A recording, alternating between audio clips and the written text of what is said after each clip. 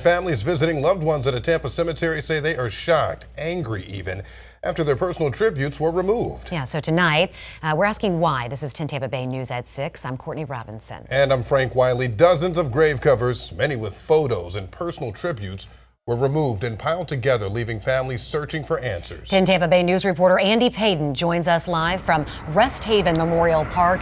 Andy, those families are speaking out about this right now.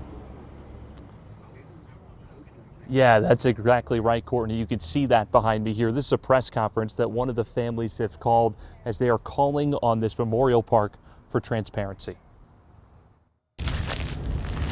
You can only say so much on a headstone. His nickname was Dee. But a picture. My son had a nice grade of hair like me. As Mark Christopher Williams will tell you, Yes. is worth 1,000 words. I could see a picture of him. All I got is the wording.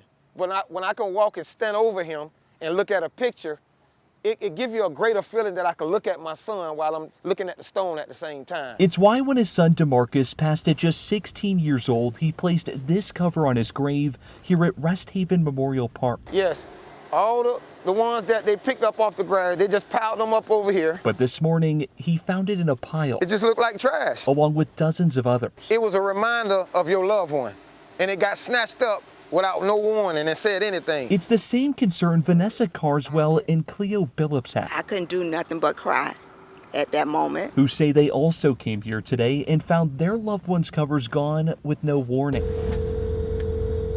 We attempted to reach out to the owner of the memorial park today. Hi, I'm calling on behalf of 10 Tampa Bay News. I was hoping to speak with someone about concerns at Rest Haven Memorial Park. But we're told they would not comment on the situation. Now, a manager does tell us off camera, though, that this signage was put up back in July, notifying families of this policy that states that no man-made materials are allowed as grave coverings. As far as giving these families notice, they say they felt that this signage was sufficient. It's heartbreaking.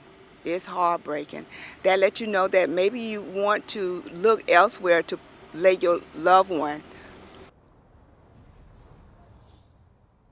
Yeah, now as to why this is all happening now, we're told this policy has been in place essentially as long as the cemetery has existed, but since new ownership took over back in May, they are now enforcing this policy. Reporting here in Tampa, Andy Payton, 10 Tampa Bay News.